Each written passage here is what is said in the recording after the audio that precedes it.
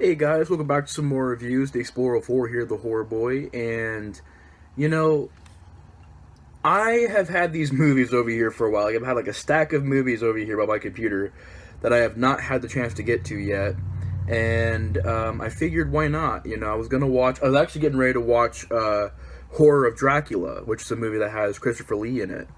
It's a Hammer horror film. Never seen any of those Hammer Dracula films. Any of the Hammer Dracula films before. So, really checking that out for the first time tonight, and it's going to be a fun experience. There's a lot of them. There's like, what, 5, 6 of those movies, but, I'm interested. I'm interested. So I'll be tonight checking out the Horror of Dracula later on. But I had this stack of movies over here that I've been meaning to get to for a little bit now, and I have not shot the reviews yet for them yet. So I figured why not get to them. And I had covered some John Carpenter movies. I might review In the Mouth of Madness tonight as well. We'll see how many reviews I can get out tonight. But I had discussed many of John Carpenter movies, but I did a review for Prince of Darkness, and in that review I said that I was going to review a couple Wes Craven movies, because these movies I reviewed in the past, but those videos are not up anymore. So I figured these reviews deserve to be up, because these movies are really some of my favorite Wes Craven movies of all time. And today we're getting to one of the more underrated films of Wes Craven's discography, and that is The Serpent and the Rainbow. Now, this movie is one of my absolute favorite horror films of all time. I've said that in many reviews. I've said that about many films. I reviewed countless movies over the years, but this truly is one of my favorite horror films, and it is criminally underrated. Now, I got this Blu-ray, which, to be honest, I actually really enjoy that artwork. People talk trash about it. People say it's not very good. I actually really enjoy that artwork. I think it's pretty cool looking. At the back, of course, like the other Scream Factory releases, you take it out, you got the original cover right there, which I really enjoy.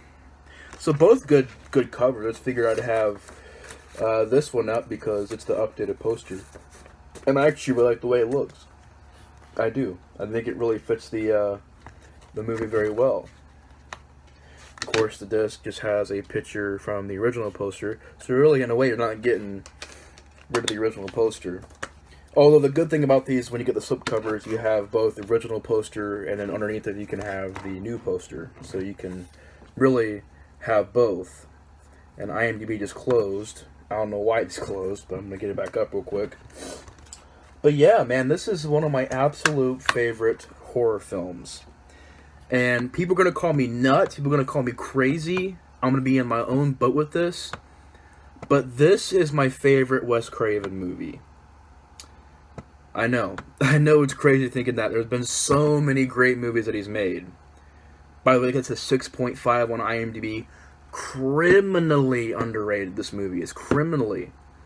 And I'll be talking about this movie later on, too. Like, this won't be the only video where I'll be mentioning Serpent and the Rainbow. There'll be a video later on, which I'm in the middle of making. And I'm in the middle of the idea of the video right now. I'm still in the middle of making it. But this movie will not be just mentioned in this review. It'll be mentioned in their video later on. That's yet to come. But this is a 6.5. Came out in 1988. Written by Wes Craven, read by Wade Davis, which is the author of the book. Richard Maxwell did the screenplay, but Wade Davis, this is the book. This is based off the book by Wade Davis, and I really want to read this book so bad because I heard the book goes into it's more of a realistic take on things. The book is a lot less toned down than the movie. It's more of a realistic approach to it. I think it's an actual account. Not saying this one's not based off a true story, because it kind of is, but at the same time, Wes Craven really added his own thing to this movie, and I'm glad for it. I really am glad for it, because this movie really benefits from that. The stuff that Wes Craven put in this movie, I thought was some of the best parts of this movie. And out of all the movies that Wes Craven's made, all of them, you got The People Under the Stairs, Nightmare on Elm Street, you got Wes Craven's New Nightmare, you've got Scream, and all the rest of the sequels. You know, you got Last House on the Left, they got Hills of Eyes. You know, you've got all of these great movies that he's made over the years. Shocker, if I had to mention Shocker, Shocker's a great movie. He's made countless classics over the years. So why is it that of all of those movies, Serpent and the Rainbow is my favorite? I think it's because it's a very unique film. And I absolutely love the story with this movie. I think it has a wonderful plot to it. And if you haven't seen it, I really recommend it. It's going to have spoilers in it, so if you haven't seen the movie, spoiler review. But this movie is like, what, 30 years old now? So, you know, I would get, if you haven't seen Serpent and the Rainbow, the only reason why I say that is because it's very, very underrated. Not many people know about this movie. And it's one of those movies that gets kind of like the meh thing, and people really just are meh about it, or very little people give it good thoughts. Very few people. A lot of people just kind of go, yeah, it's alright, but it's whatever. No, to me, this movie is a fantastic horror film. And I think that Wes Craven's, some of his most best direction is in this movie. With a great cast, with a great soundtrack, with some great practical effects, with some creepy imagery in this movie that really... This Blu-ray wasn't the first time I seen this movie. I actually have this, I still have it, this old beat-up DVD pack with Shocker, People Under the Stairs, and Serpent and the Rainbow. It was one of the best triple features of all time because I love all three movies. I don't just like all three movies, I love all three movies. Those three movies are some of my favorite horror films of all time. And they all came from one brilliant man, Wes Craven, who is highly missed. You know, I really miss this guy. He's a great director, cool guy, does some great interviews, very smart person, very intelligent, and he's very missed. And this Blu-ray does a great job at one thing, and that's, well, a couple things. Giving Wes Craven a good memorial at the beginning of the movie where it shows a picture of him. That was great. So that was awesome. And then, great transfer. Picture and sound is pretty good. The rest is Blu-ray. We'll get into later on in the review. We'll get into that. But let's get into the story real quick. I mean, the movie starts out, you have Bill Pullman in this movie. Bill Pullman has gone on to be in so many other movies. Independence Day, The Grudge. He was in Spaceballs. But this really cemented him as a leading role. As a guy who could do leading roles. And Bill Pullman is playing this anthropologist, and he is out in this jungle at the beginning of the movie, and there's this witch doctor out there who gives him this weird drink and does this weird spell, enchantment thing, and he kind of gets a glimpse into his future. You know, he starts hallucinating, he like sinks into the ground, and hands come out of the ground and grab him and sink him into the ground. He's falling to the ground, and it's all practical too. It's no CGI, it's all practical. And when he wakes back up, he kind of finds his spirit animal, which was this, I think it was a leopard, if I'm not mistaken. I don't think it was a tiger, but I think it was like a leopard. And he sees this out in the jungle, and then he wakes up, the entire place is abandoned, his helicopter pilot is dead, and this leopard helps him get out of the jungle. Again, I think it was a leopard. Like a jungle cat, kind of like that. But it leads him out of the jungle. He goes back to the United States.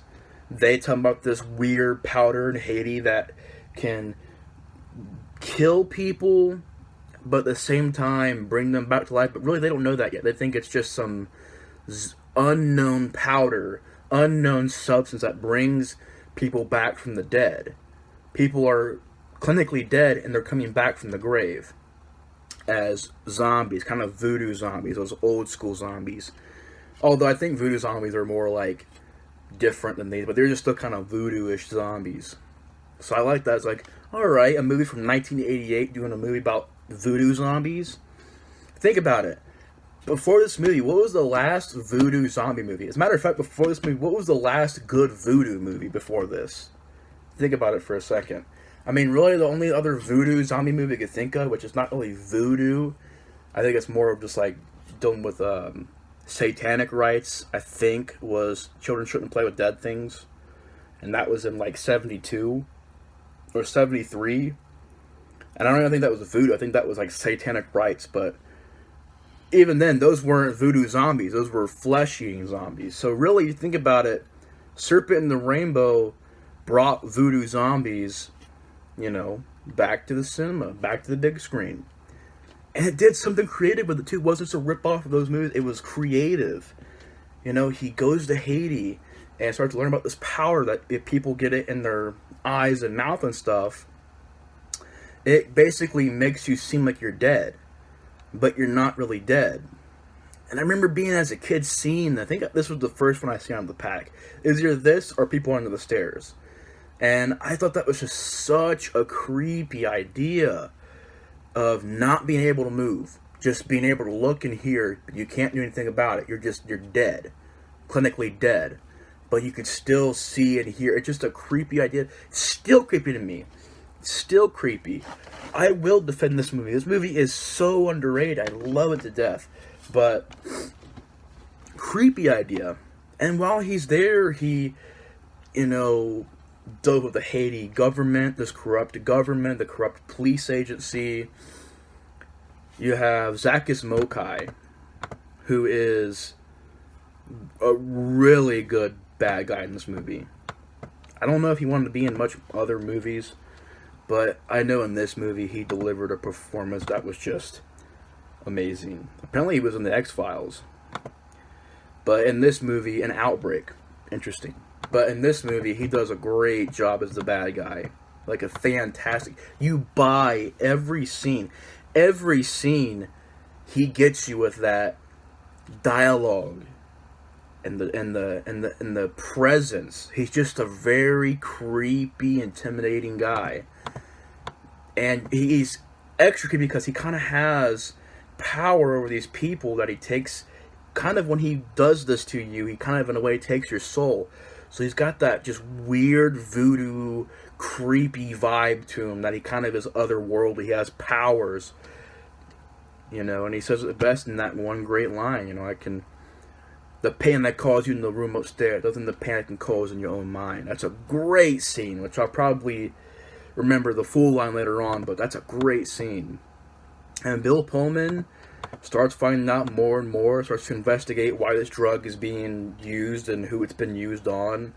Meets this guy who was once dead but has been brought back to life. I think his name is Christoph Conrad Roberts. And while he's there, he meets a girl. I think her name is Kathy Tyson, Marielle. She becomes the love interest of the movie. They had a very good chemistry in the movie. They did a very good job making you buy this relationship between them. It was just a very natural relationship. He goes there at first, really isn't doesn't believe in the whole voodoo thing, but she kind of talks to him and helps him kind of guide him through this journey. And it's a very good chemistry. They're a very good couple. It's a very good, example of how you do well-done characters in movies, and how you make them likable and how you make them relatable, and you can do all that. I think Wes Craven can really do that in this movie. Can make them seem legitimate. There's nothing fake or phony about it. It's legitimate. They seem like a cool, actual couple with chemistry and everything like that. It's just very well done. Likeable characters. And I know you have Paul Winfield in this movie. Kind of this guy who also tries to help out Bill Pullman. Kind of shows him. There's a scene where Kathy Tyson gets put under the spell. And he's kind of telling Bill Pullman what's going on. And she's been put under the spell. And Bill Pullman eventually starts stumbling over Zakis Mokai and bugs him and annoys him. He's getting too nosy, and Zakis Mokai has a scene where he tortures Bill Pullman and throws him pretty much out of the country. It's just a crazy scene where he takes like a fucking spear like this, like a spike, like puts it down there and just hammers it in there, and it's just it made me cringe. Even as a kid, I was like, oh my god, it's just like, ugh. putting a spike right down there in your private area, just bop, and then you don't see it. And that's the thing. You don't need to. The impact of it is just there. It's intense, and you get the idea. You don't need to see it. And I think it works better that way. You're not actually seeing it, because then you get the shock value, the horror part. The other's just like shock value. No, this, when it's done, is intense. It's horrifying. It's just it makes every guy just go into pain down there. Just a really crazy scene. So that happens. Bill Pullman leaves and is pretty much given up on this investigation. And while he's gone, Zakis Mokai is kind of doing his thing still. But while he's gone, Zakis Mokai, I guess, maybe possesses this chick, and she takes a bite out of this glass and is chewing it, and it's blood coming down her mouth. Like, oh my god. Because Bill Pullman goes to this dinner scene, and this girl there gets kind of possessed by Zakis Mokai. So he gets on the plane, comes back, and starts investigating again, and to the point to where now he's been infected with this zombie powder. And that, the third act of this movie is really, I love everything else as well, but the third act is really good. Really freaking good. Definitely one of the best third acts. It's up there with Suspiria and Halloween with some of those great third acts. And Friday the 13th Part 1, that's one of my favorite third acts too. But in this movie, he gets buried. He goes through the whole process, seeing the doctor saying, yeah, he's dead. He's really not dead. And before he gets buried, Zakis Mokai puts a tarantula on his face. And he wakes up screaming. And it's a creepy idea, being trapped in this coffin, this box. It's a creepy idea. And the guy from the beginning of the movie, Christoph, digs him up and says, your soul is now with Zakis Mokai. You're now, dead. And Bill Pullman goes back up and he starts seeing things. Some really disturbing imagery, some really creepy stuff. You got Paul Winfield's character just pulling his head off and then throwing it at the camera. Sorry about that, guys. I had to go do something real quick. But like I was saying, you see the Lucian character pull his head off. Practical effect. Pull his own head off and throw it on the ground. You see a scorpion come out of the mouth. It's just, it's creepy, man. It's still creepy to me. And, he sees, there's a riot going on. Bill Pullman's, girlfriend's been kidnapped. Kathy Tyson been kidnapped and taken to where Zakis Mokai is. And he goes there, and you have a scene where these giant arms come out of these cells. There's a great scene where he walks into this basement area, and he the gravity shifts, and he's holding onto the door frame, and he falls on the stairs, and it's very creepy. Very well done scene. And he battles Zakis Mokai. That's pretty much the way the movie ends, with him battling him, kind of believing himself, believing in a spirit animal. Kind of sounds silly when you think about it, but it really, Wes Craven's the only guy to pull it off and make it sound like it's a legit thing, not like something silly. But it's legit in the movie. It just sounds silly when you talk about it. But he has a fight with Zakis Mokai, and there's a scene where he kind of is more powerful than him, where Bill Pullman's character makes this chair come over and strap down Zakis Mokai. And it's like, what do you want? I want to hear you scream. And then the thing comes over and drops right down there, and same thing that happened to Bill Pullman, same thing that happens to him. And then it gets pulled down to hell. And it's a very well done scene.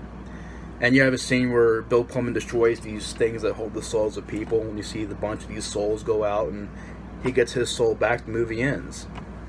And I think the movie has a very well done story. It keeps you engaged. Every second of the movie, it keeps you engaged, keeps you into the film.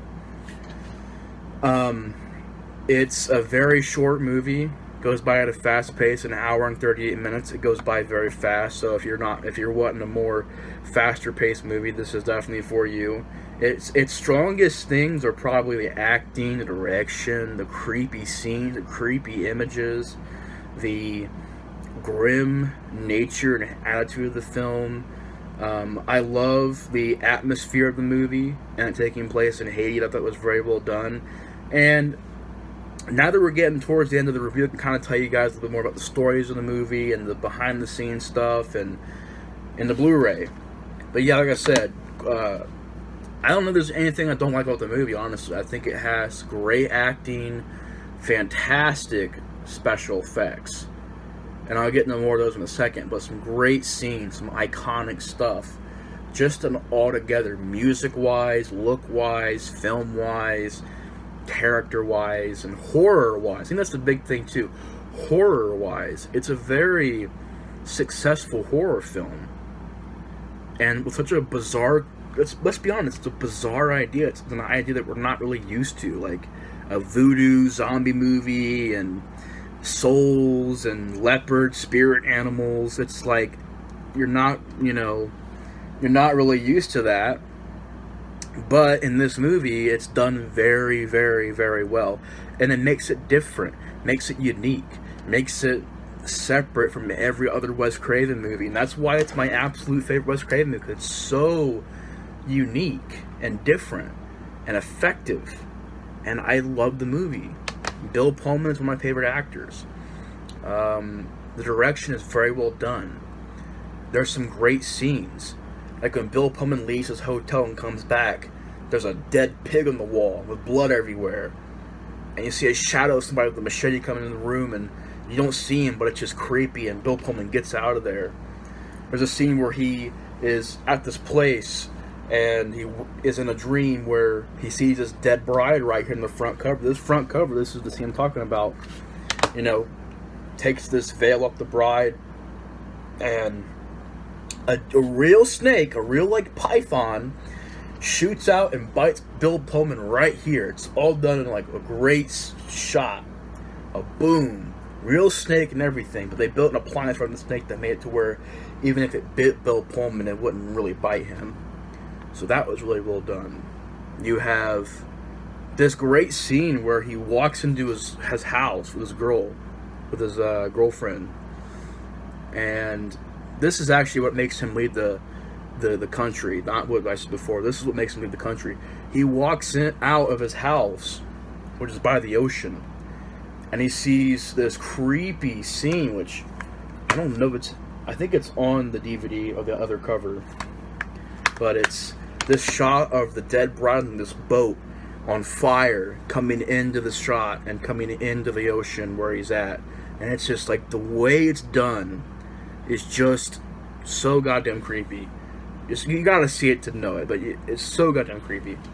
And then he wakes up and he's been framed for a murder. There's a dead severed head behind him or beside him on the bed, and Vegas Mokai kind of frames him for murder and gets him thrown out of the country.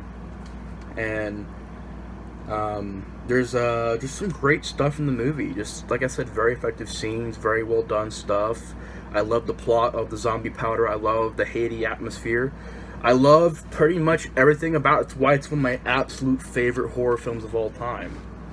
And it's so underrated. So underrated. But let's get into the Blu-ray. This Blu-ray is titled Collector's Edition, as you can see.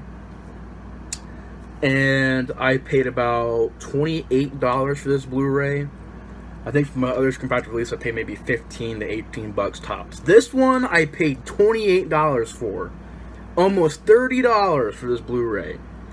And of course, every other one I've gotten has been great, with great features, great transfers, with just loads and loads of features and behind-the-scenes content. And those have all been like $18, $19, maybe tops $20. This was more on the $30 range. And this Blu-ray is so bad. Like, just so bad. To the point to where I can't defend Scream Factory. Like, it's ridiculously bad. No disrespect to them at all. They make some great content. They make some great stuff.